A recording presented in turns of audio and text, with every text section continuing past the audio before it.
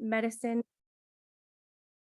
Hello, everyone, and welcome to the Clearmind Medicine webinar, Psychedelics for Obesity. We have a very exciting webinar planned for you today, and we'll just give you a few moments to jump on here and get ready for the investor conference. The chat should be open, so perhaps just let us know where you are tuning in from today, and then we'll go ahead and begin the webinar shortly.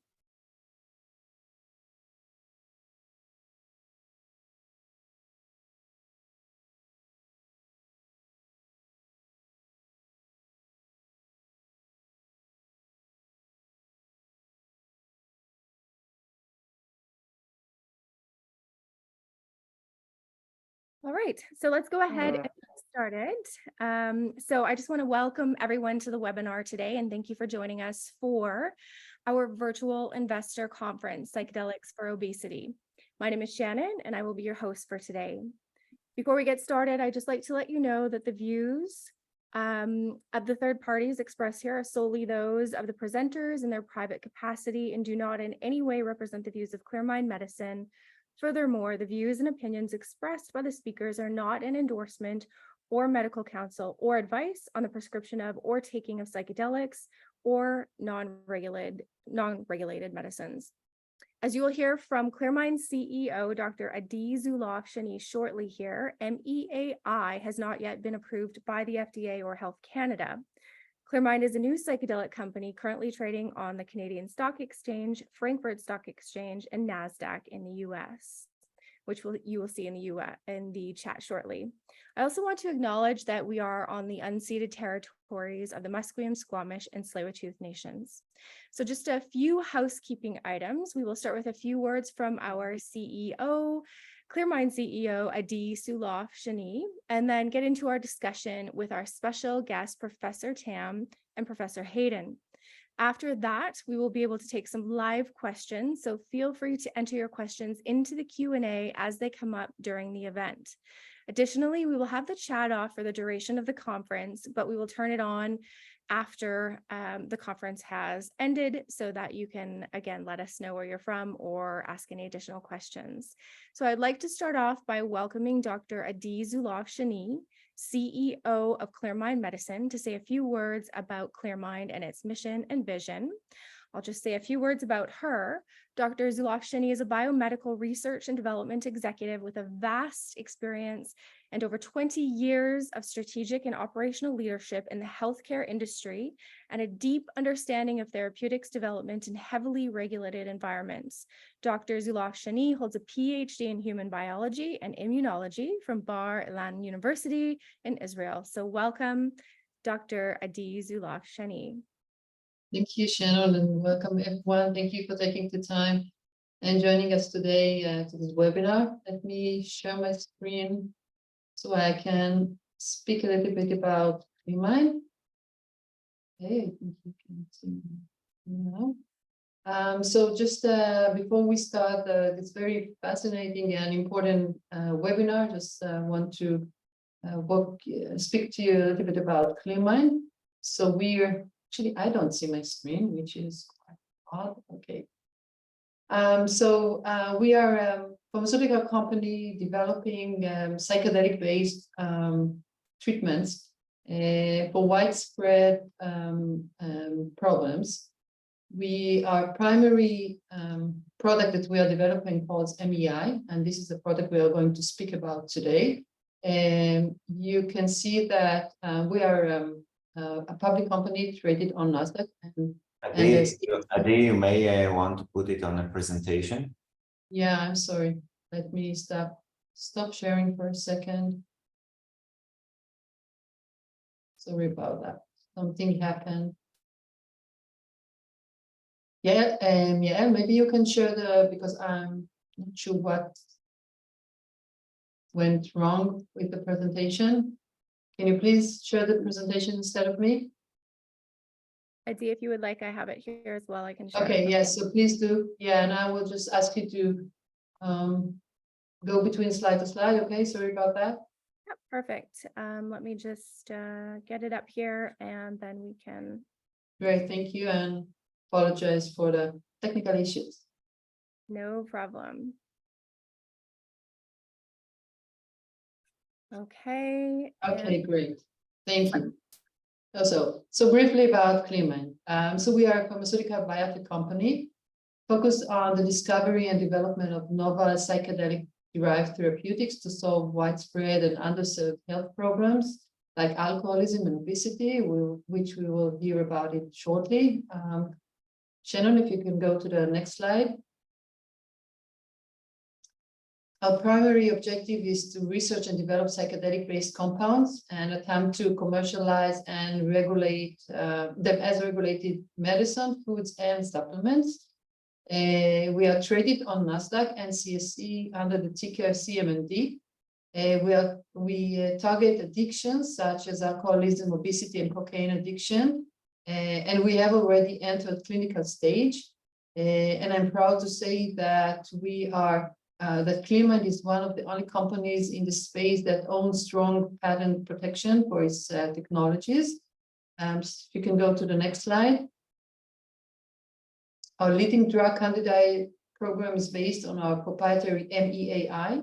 We focus on treating alcoholism, a very common and costly health issue, which to date has very limited solutions. Next slide.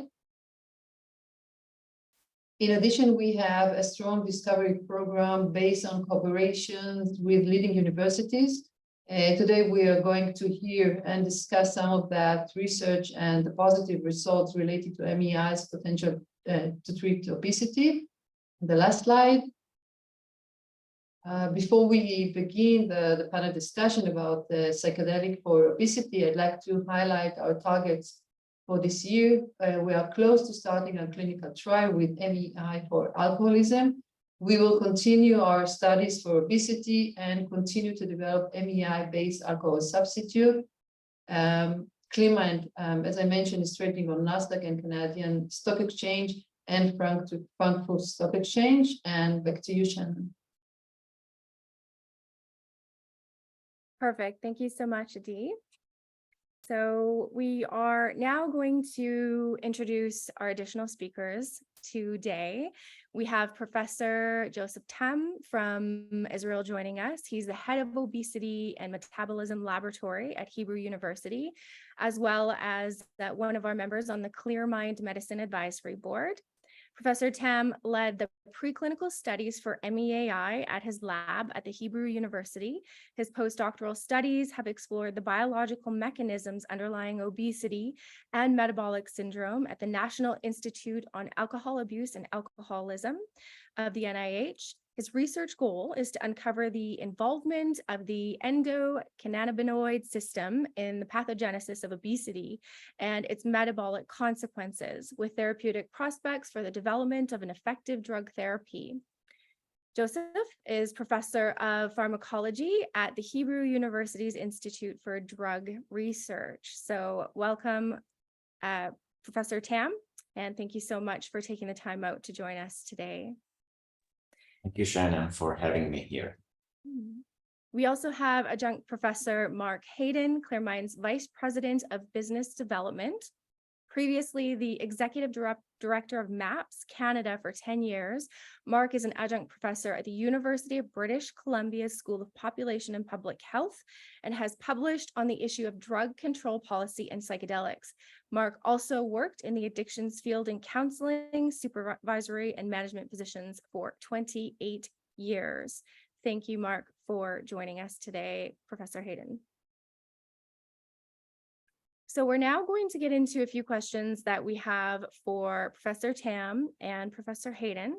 So we'll go ahead and start with those. And I thought we would begin speaking to Mark today. And Mark, I was wondering if you can tell us a little bit about MEAI. Well, thank you, Shannon. MEAI is a new molecule. It was invented by an underground chemist, and it floated around the underground and was sold through the internet. And this reoccurring observation started to be discussed, that it seemed to have this kind of bizarre and interesting anti-addictive effects. And people would report that it would help people to stop drinking and stop other addictive behaviors. There was a report about smoking, there was a report about eating. The original inventor of it found a group of Russian alcoholics who drank 26 ounces of vodka fairly regularly, and he gave them MEI and they all stopped drinking.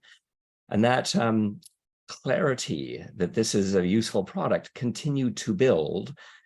And so MEI was formed, Clearmind Medicine was formed, and they decided to reach out in collaboration with Dr. Tam to actually start to gather some real data about whether this is something that is just hypothetical on the internet, or is this real?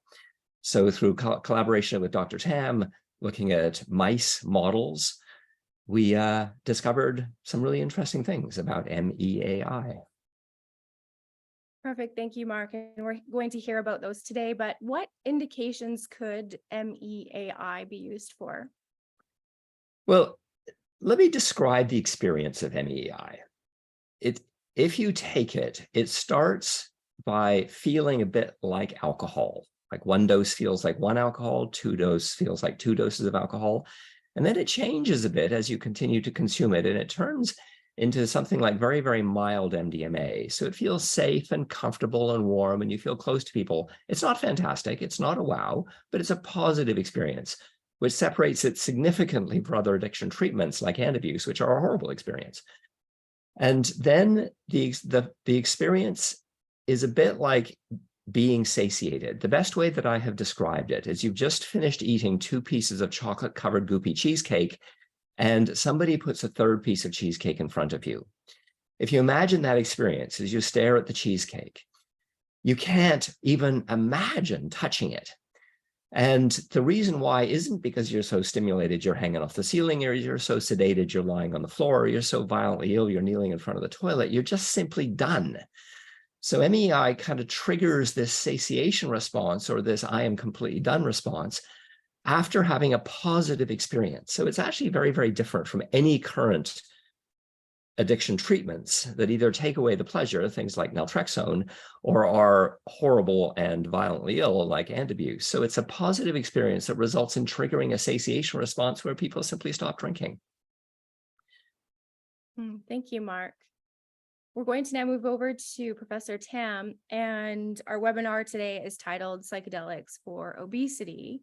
And Dr. Tam, I was wondering if you could just tell us what exactly is obesity and why is it such an issue?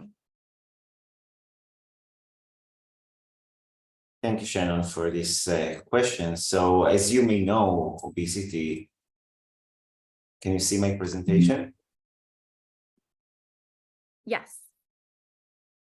Okay, so as you may know, obesity and the entire metabolic syndrome, which consists of a lot of symptoms such as diabetes, fatty liver disease, dyslipidemia, cardiovascular conditions, is a really huge problem worldwide. You can see here the map of the United States, for example, as nearly half the American will have obesity by 2030. You can see how it changes throughout the years, and the more reddish black color the map is, the percentage of people suffering from obesity basically increases. Worldwide, obesity has nearly tripled since 1975, and in the world currently there are more than or around 2 billion adults suffering from overweight, which basically means that they have a BMI, body mass index, higher than 25.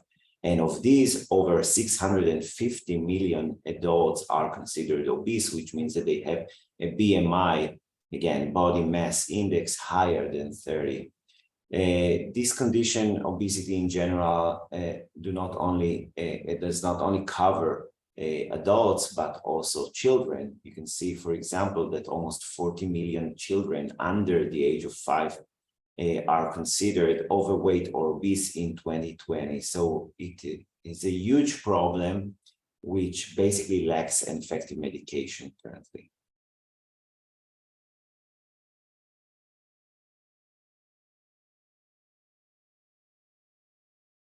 All right. Thank you so much, Professor Tam, for sharing that with us. So you've been studying obesity for a long time. I was wondering if you could tell us your experience in studying obesity. Yeah, so for the last 15 years or so, I've been involved in trying to assess the molecular mechanisms that occurs or regulated in obesity in order to find a proper solution for this condition. I've been trained at the National Institute of Health in the United States, and there I was intrigued by the role of the endocannabinoid system in regulating obesity and the entire metabolic syndrome. And once I opened my lab at the Hebrew University in 2014, the Obesity and Metabolism Laboratory, I've been focused mainly on developing and testing novel drugs to treat the obesity epidemic, at least in animal models, which we hope to be translated to human clinical trials. Mm-hmm. I just wanted to quickly go back to the slide that you have there because it's extremely interesting. And I'm just wondering, are there certain health problems associated with obesity? Does it have an impact on mental health? And, what kind of a burden really does it present economically? Yeah, so of course, obesity, as I mentioned, it's not only obesity. We can basically couple obesity with many other metabolic conditions that altogether termed as the metabolic syndrome. And in that, I would mention, of course, diabetes, type 2 diabetes, as you know, hypertension, cardiovascular disease, non-alcoholic fatty liver disease, chronic kidney disease, and just to name a few. And these conditions, if you look at them separately or as a whole, the metabolic syndrome are increasing worldwide, as I mentioned, not only in the United States. United States is, of course, the leading country for these conditions as a developed country. However, it's expanded all over the world. And there are specific medications for different subsettings of obesity. However, currently we are facing a lack of really effective medication. What exactly is out there for treatment and medication?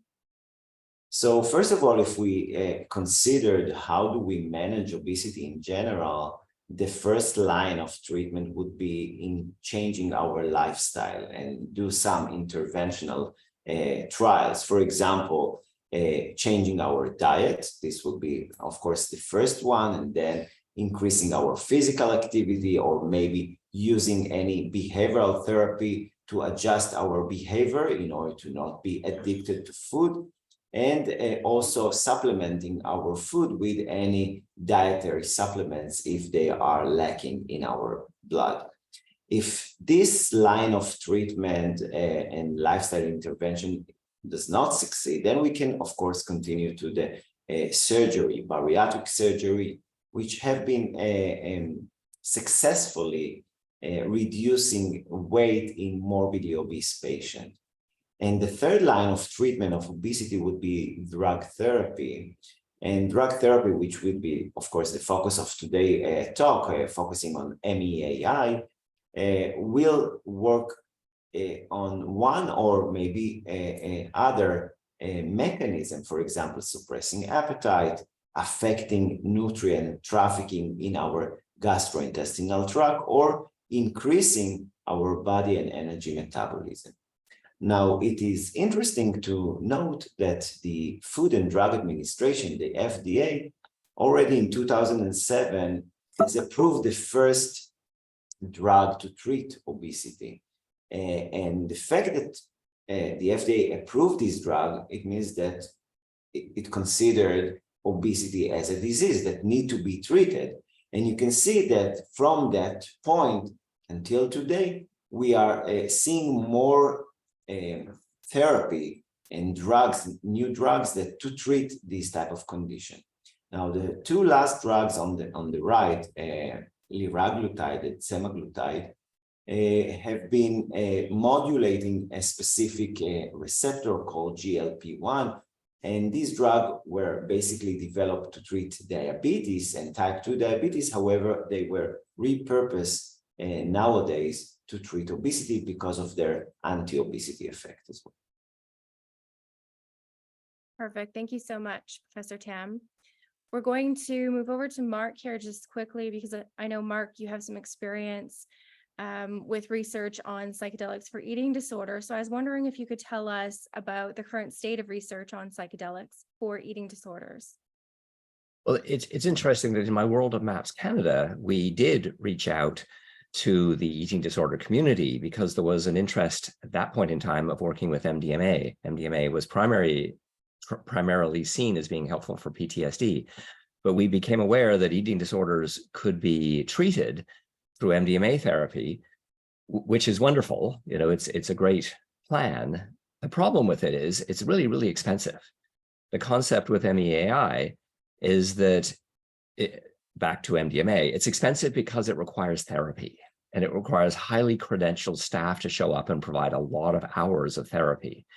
The concept of MEAI is no therapy is required. You essentially just take it. You would take it and you had this satiation experience that is very unusual. In fact, it was interesting talking to Dr. Tam because one of the things Dr. Tam said to us is he'd never seen anything like it. And you described it as being a normalizing experience. I found that absolutely fascinating because yes, we can treat obesity expensively with MDMA therapy, but you know something, accessible therapy is inexpensive and just available. And that's why we've reached out to Dr. Tam to try and help us to understand whether this could be an available medication that could simply help people without being that expensive. Mm-hmm. Well, thank you, Mark. And Professor Tam, can you tell us about the current state of psychedelic research for obesity? Yes, definitely. So first of all, testing different types of psychedelics in different models of obesity have raised a very conflicting evidence. As you know, the two leading molecules, LSD and psilocybins, that are listed here, are known to be a serotonergic psychedelics because they modulate the serotonin receptor. Now, when LSD has been tested for in models in dogs, it shows some anorectic-like behavior already in 1982. It was then shown to decreases binge-like ethanol drinking in mice just recently. Now, psilocybin, for example, demonstrated some modest but significant effect on weight gain in rats. And recently, no acute or long-lasting effect on food intake or body weight have been reported with psilocybin in diet-induced obese mice. So these are conflicting evidence. And if we are thinking about utilizing psychedelics as anti-obesity treatment, we should know that, for example, in clinical settings, psychedelics have been now being tested for treating anorexia, binge eating disorders, however, none of them for treating obesity. We hope that someday we will use MEAI in such clinical trials. Interesting. Thank you so much. So I'd now like to have you speak a little bit about that because you have run some studies with MEAI and obesity, which is why we're here today. So I was wondering if you could share some of the results with us from those studies that you've run with MEAI for obesity. Sure. So let me first introduce you our models. So we in the lab working in different models of the metabolic syndrome. However, the gold standard model is called diet-induced obesity, which means that we are taking mice and we feed them with high-fat diet, 60% of fat for almost 18 weeks. They become obese, and then we started by giving them daily injection with MEAI at 40 milligram per kilogram per day. It's a small molecule that can be given via oral administration.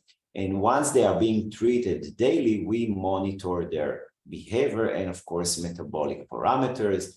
And after 4 weeks of treatment, we euthanize the animals and make any biochemical analysis to assess the efficacy of the drug.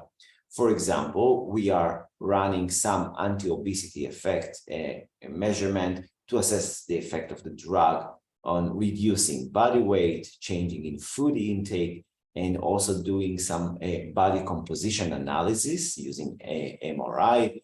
We are testing other associated conditions with obesity. As I mentioned, fatty liver disease is one of the major complications of obesity and the metabolic syndrome. So we assess the development of fatty liver or hepatic steatosis, as it's written here, by measuring some enzymes related to a liver injury, and of course assess the amount of fat in the liver. We also measure glucose homeostasis by assessing their ability to tolerate a bolus of glucose or their sensitivity to insulin. And we run some hormonal balance analysis to assess the effect of the drug on dyslipidemia. While I cannot share you exactly the data, I would like to summarize the key finding with MEAI that we have just recently found. First of all, we found that chronic treatment with MEAI in high-fat diet-induced obesity model significantly reduced body mass and altered body composition. We see a very significant reduction in the body weight of these animals, as well as reduction in fat mass and increase in lean mass, muscle mass. MEAI also reversed not only obesity per se, but also its related comorbidities, which means that it improved insulin sensitivity, reduced insulin resistance, of course, reduced dyslipidemia by reducing LDL cholesterol, the bad cholesterol, and enhancing the ratio between HDL, the good cholesterol, and the bad cholesterol, LDL, and also affecting the fatty liver by reducing the amount of fat that are accumulated in the liver. MEAI was also able to change some of the activity profile of high-fat diet-fed animals. So as you may or may not know, obese individuals as well as mice tend to move less in their cage or in their home since they are probably coupled with some depression and so on. And we were able to find that MEAI was basically increased their activity profile, but not higher than the standard diet-fed animals, but basically it normalized the activity of the animals. So collectively, I believe that our data provide really strong evidence for the anti-obesity effect of MEAI treatment, and of course, supporting its further preclinical and maybe clinical assessment in humans. Thank you so much, Professor Tam, for being here with us today and sharing those results. So we're now going to move on here to Dr. Adi Zulafshani, and she's going to tell us a little bit more about Clearmind. I just want to mention for those watching that we are having a short Q&A in a few minutes here. So if you have any questions that have come up during the webinar, I know it's a lot of information, please put those in the Q&A chat that you can see at the bottom of the screen, and we will be answering those in the Q&A section here shortly. So Dr. Adi Zulafshani, I was wondering if you can explain to us how Clearmind will be integrating these results into the Clearmind Medicine program. Oh, you're on mute there, Adi. So sure, yes. When you develop several programs based on the same API, active pharmaceutical ingredient, in this case MEAI, the advantage is that you can accumulate all the information, mostly safety information that you gain from one program and use it in another program. So potentially you can expedite the clinical development of the product. So we are going to use the information received from the study that Professor Tam conducted and add it to the accumulating information we have about MEAI safety, etc. And as you mentioned, and also I show on the short deck I presented, the first indication we're pursuing is alcohol use disorder. But definitely we're looking at obesity as to be the second indication we will pursue and take it to clinical trials, and then can really get the information, shift the information from indication to indication. Mm-hmm. So how do you see the end product here compared to other treatments that are available for obesity? So that's actually a very good question. I think that Professor Tam touched some of the points, but really as a CEO of a pharmaceutical company, when I believe that I identified a problem that has that I want to develop, or we want to develop a solution for, I think that the first thing we need to ask ourselves is whether we need to look at the end user, at the consumer, and ask ourselves whether we can bring to the market something that is better than what it is already out there. And when I ask myself this question, when people need to ask themselves this question, I think that the answer should be should have many layers as an answer, because we need to look whether we can bring something that is safer, something that is more efficacious. And we also need to look at costs. We need to build programs that eventually drugs that will come out of these programs will be something that patients will actually be able to will be accessible to patients. So when I look at the current solutions that are on the market, and as you could hear, there are very good solutions out there.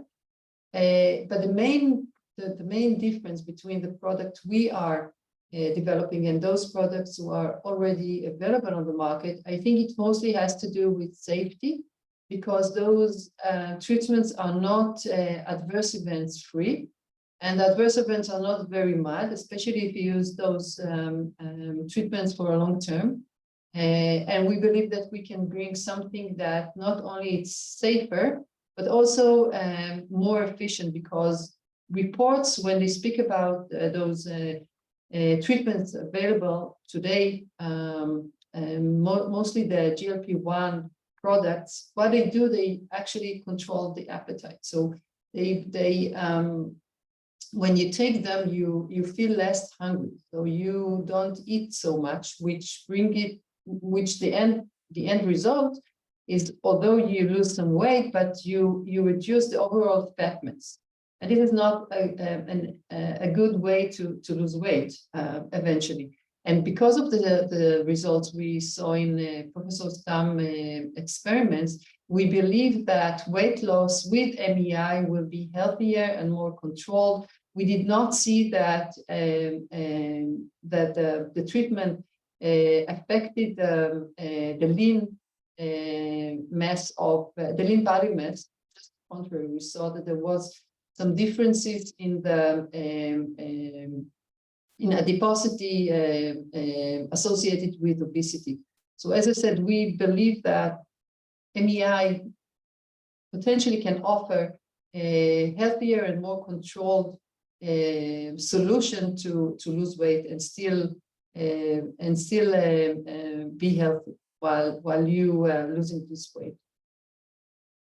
If I may add one or two sentences to what Adi said, regarding the comparison between MEAI to GLP-1 agonists, which are now the blockbuster in the market, and there is a lot of hype around them.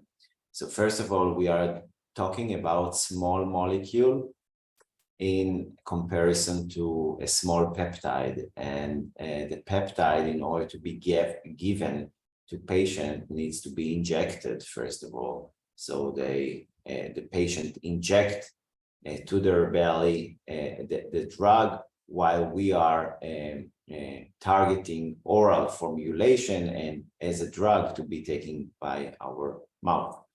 Now, they are also targeting two different types of receptor. While GLP-1 agonists activate the GLP-1 receptor, we are here talking about another set of mechanism of action, which is totally different. And the third one is, as Adi mentioned, GLP-1 agonists reduce food intake. We don't see it, at least in animal settings, that MEI does it. So in the high-fat diet condition treated animals with MEI, we actually didn't see a reduction in eating behavior, but reduction in fat utilization. So the animals were able to burn their fat much faster and more efficacious, but not by just consuming less food. So these are the differences between the two. Yeah, and correct me, Professor Tam, if I'm mistaken, but not only that we didn't see that it affected the amount of food consumed, just the opposite. We saw that animals consumed more food, but actually lost more weight while doing that. Correct. And if we try to correlate this finding or to translate it to humans, any patient, obese patient that will be hopefully be prescribed such an anti-obesity drug will also be advised by his medical practitioner to reduce the amount of food and change his diet in parallel to the treatment with the drug. So we believe that once reach the market, it will also be able to reduce weight much more than we see it. We cannot mimic the same condition in animals because we cannot tell the mice don't eat this fat food, or we change their diet, they immediately lose weight. We can do it in humans that are taking an anti-obesity drug, but also changing their lifestyle. Yeah, and I just want to add a quick note to this, and something to also that Mark has mentioned. We believe that MEI potentially can be a very effective treatment, because I think that sometimes when you speak about addiction, and we can look at food at some kind of addiction, food intake. When you look at food intake, when you look at alcohol consumption and other addictions, many times patients are really afraid of someone,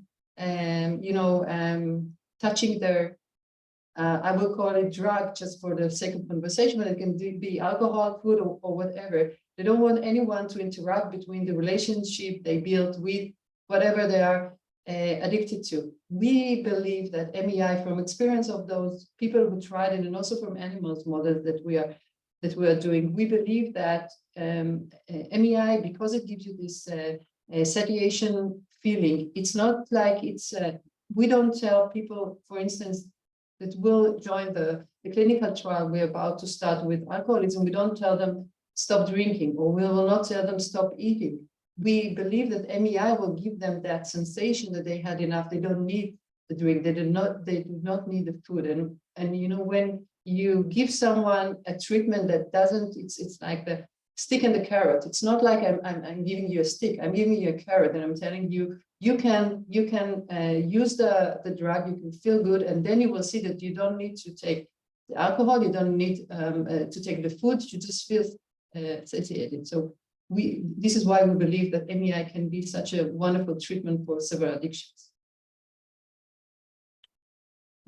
Wonderful. Well, thank you so much, Dr. Zilashini. Was there anything else you wanted to add there, Dr. Tam? No.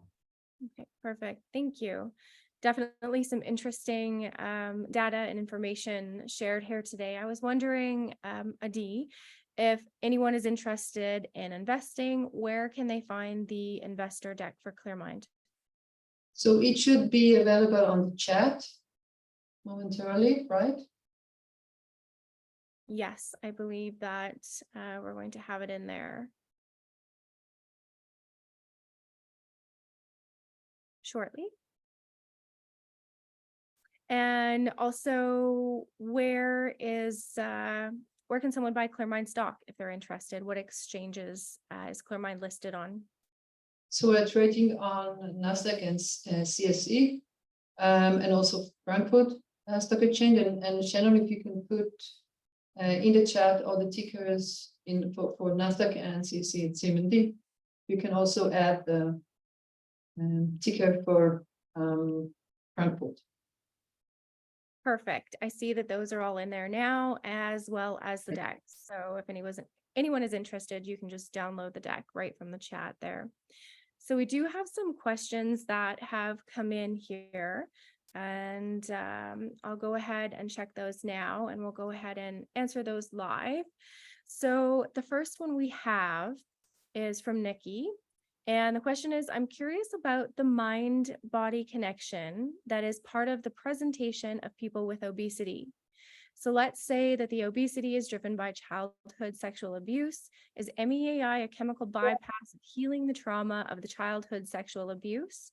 What will taking away the coping mechanism of eating for that person result in long term? So whoever wants to go ahead and Mark?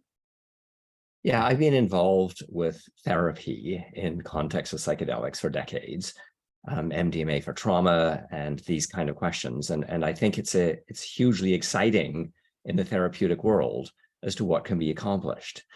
The challenge is cost. It takes credentialed people, sometimes many credentialed people, and so the therapies will be relatively unavailable.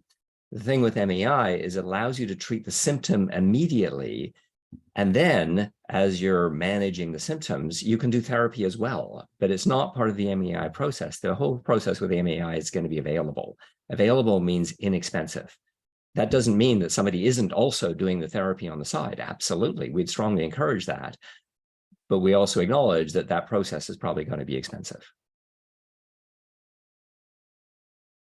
Thank you, Mark. Professor Tam or Adi, is there anything you wanted to add to that?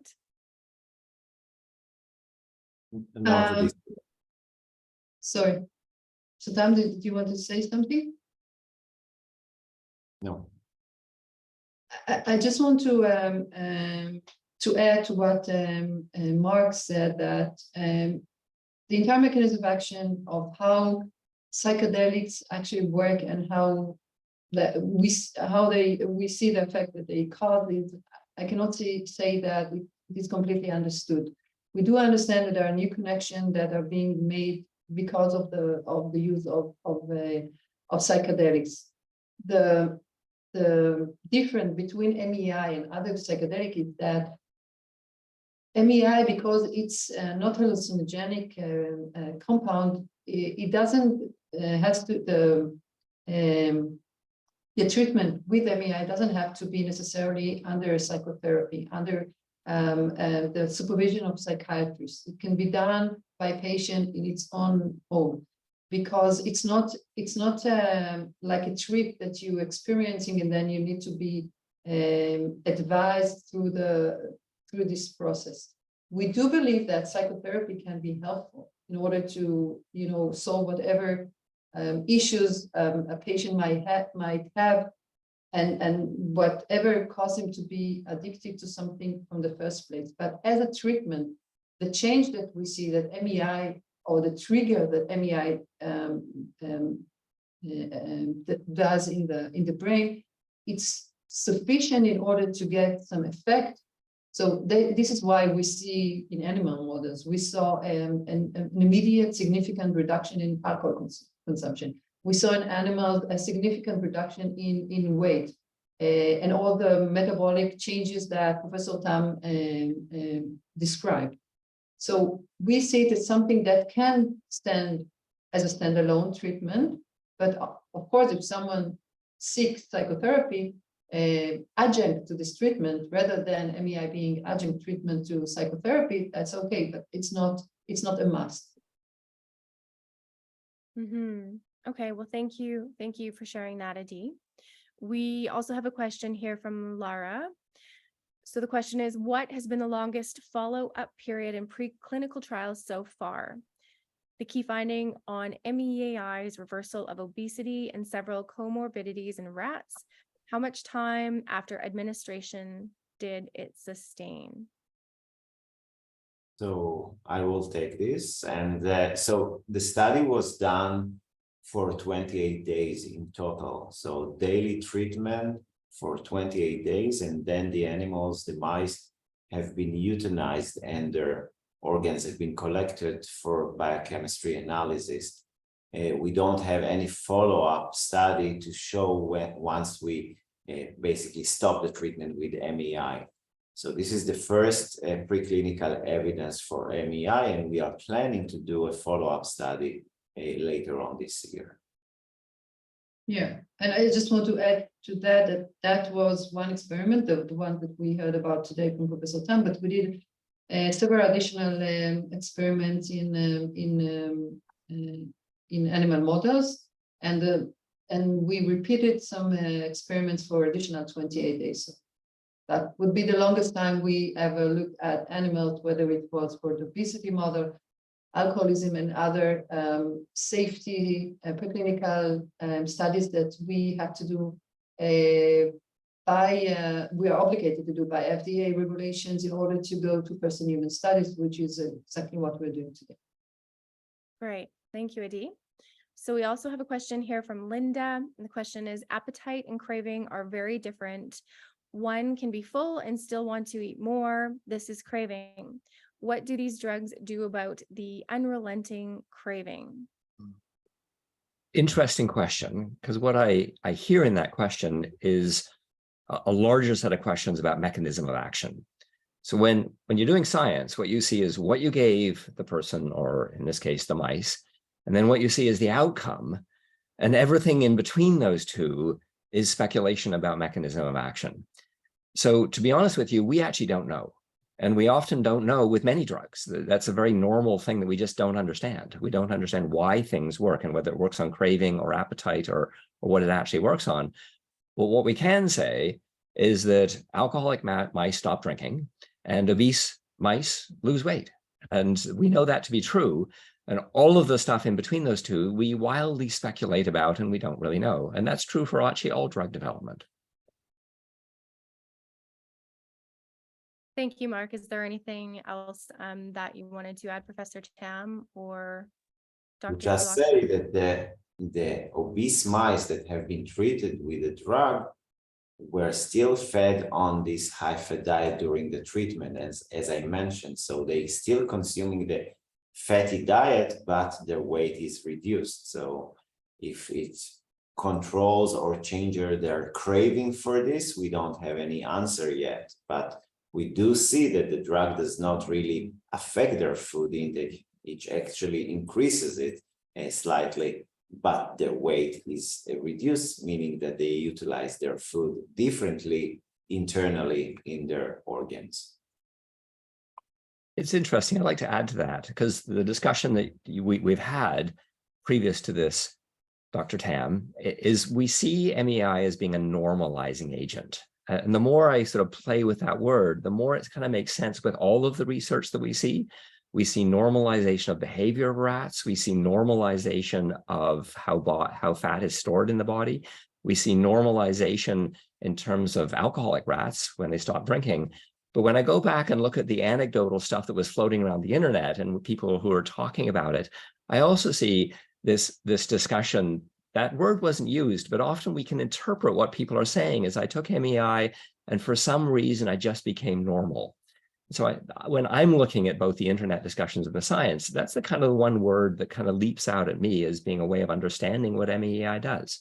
I mean, you and I talked previously, Professor Tam, about you can give obese mice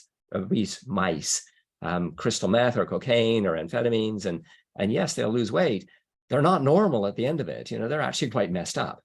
And so MEAI seems to have this kind of normalizing thing that it does. And it normalizes weight loss, it normalizes other behaviors. And I think that's really where we're heading in terms of how we discuss and think about MEAI.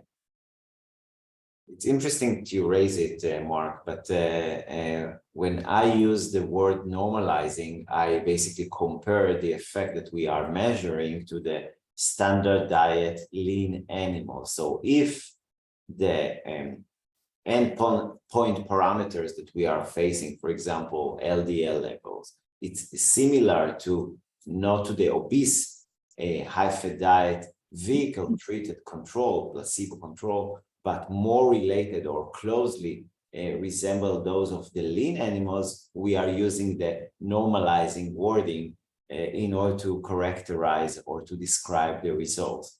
Now, whether mechanistically and molecularly the animal under MEAI is basically a normal animal, just being fed with high-fat diet, but looks like a lean animal, we will need to invest more efforts in order to assess the molecular mechanism and look at more of the macro view at the gene expression and protein levels to see how these tissues have been modulated by the drug and whether they brought their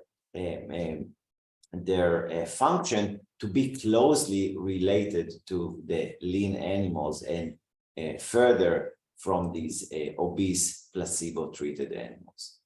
So additional work needs to be done, but definitely as a net effect, we see a normalizing effect with MEAI. Thank you so much for sharing that. So we have another question here from George, and George asks, great explanations, and thank you, Dr. Hayden. Why no traction thus far? Well, I'm not sure what he means, but we're turning a molecule into a medicine. And the process of turning a molecule into a medicine is you have to work the clinical trial process. That is the way it works. So we're doing that. So we do have traction, and we're doing exactly what you have to do. And it's curious that we wanted to collaborate with Dr. Tam because we wanted to see MEAI through the lens of rodents. And so normally one just does at rodent safety. First of all, you have to establish safety in rodents, and then you establish safety in humans, and then you establish whether or not it works. The buzzword is efficacy in the small population, and then you do it in a large population. So that's the clinical trial pathway, and we're walking that pathway. Just out of interest's sake, we asked about efficacy in rodents. And to be honest with you, we were quite surprised because it works. Alcoholic rats stop drinking, fat rats reduce their weight. So it just seems to be this thing that is kind of exciting for us because it just seems to work everywhere we look at it. It just seems to work. And we don't really understand why, and we may never understand why, but that doesn't really matter. What matters is it safe and does it work? And so far, the answers to those questions seems to be yes. So we're actually getting lots of traction, which is exciting for us. Mm-hmm. Thank you so much, Mark. And I think there's also a recent article that Adi wrote for Psychology Today on how extensive the clinical trial process is with FDA approval as well. So that's available online. So one more question that we have here from Linda. After normalizing happens, is this normalization permanent, or does one need maintenance doses? So I'd like to leap into that question. And the bottom line is we actually don't know. So how we're thinking, the way we think about MDMA for PTSD, that was the research that I was involved with for decades. The model used to understand that is that you're actually healing people and they don't need further MDMA treatment. And that's pretty consistent in the MAPS world about how they're thinking about it. We're actually not thinking about it that way. We're not thinking about curing people. We're thinking about helping people to deal with the addictive problems. If they want therapy on the side, absolutely. You know, in terms of alcohol, what we're thinking is that if we can help people to stop drinking, they're much more available to go and get treatment because they suddenly become stable. Alcoholic people who are binging on alcohol all the time can't really involve themselves in the treatment process. If we can come in and give people MEAI, quite frankly, fairly regularly, possibly even every time they want to drink, then they become stable or normal with their drinking. And then if they have the opportunity of going and working on their issues, which will actually involve them in the healing process. So I see the healing and managing the addiction as being very different. We're the managing addiction to people, And then other people will do the healing process. And I see them as going hand in hand. Right. And if I can add to this, so as Mark said, it's too early for us to say, but we do see addiction as a chronic disease and something that probably people will need to handle for the rest of their lives when they treat the addiction. So we certainly see MEAI something that you will take for a certain point of time, as opposed to other psychedelics that you just take once or maybe twice during your lifetime. We do see MEAI as something that you will have to take chronically. I cannot say at this point whether it will be for a few months or for years or for a lifetime, as I said, or whenever you feel like you're going to fall off the wagon. But certainly the model here with MEI is different from other psychedelics. We are going to look in the clinical trial that we about to initiate. We are going to look at patients that will receive the MEI treatment for several days, and then we'll be able to share more of the findings and really maybe start speaking about the model moving forward. Thank you, Adi. So we're nearing the end of our program here, and it was great having everyone with us today. Before we sign off, I'm just wondering if anyone has anything else they'd like to add. Yeah, let me first of all say again, thank you for everyone who joined the webinar. And thank you, Professor Hayden. Thank you, Professor Tam, for joining. And as Mark said, we started a journey, very exciting journey. I encourage everyone to follow the journey and to join the journey and to support us. We need the support. And stay tuned. There's much more to come from Clearmind. I'd like to leap in and answer Linda's final question. How safe is it? So you can't bring a molecule and turn it into medicine without proving safety first. And you prove safe in rodents first and then in humans. And what we've seen with rodent studies, it has a huge safety profile, which we predicted because of what it is. It's one of the aminoindanes, and the aminoindane group is generally an incredibly safe group of molecules. So we expected that, and that has so far been shown in mice, yes. Thank you, Mark.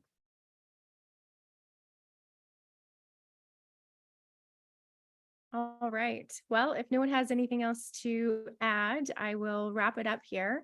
So just a very, very big thank you to our speakers today. Thank you, Professor Tam, for joining us from Israel, as well as Dr. Adi Sulaf-Shani from Israel, and Mark Hayden. Thank you for joining us from Vancouver. It was definitely a very informative webinar today, and the replays will be available. So you will be sent a link, as well as we'll have a newsletter coming out that you can find the link in as well. And if you're interested in following Clearmind on social media, we will pop those in the chat, so you can follow any of the handles there as well. And just a reminder that Clearmind is available on the CSE and NASDAQ under CMND, and as well as on the Frankfurt Stock Exchange. So we'll be popping those again in the chat as well. And if you are interested in investing in Clearmind, you can find us at Clearmind Medicine Inc. And again, the deck is in the chat in PDF. Also, we will have a quick survey at the end of this webinar, and we would love for you to fill it out and let us know how we did today. So thank you again to our speakers. Thank you again to everyone for tuning in for this webinar, and have an amazing rest of your day. Bye-bye.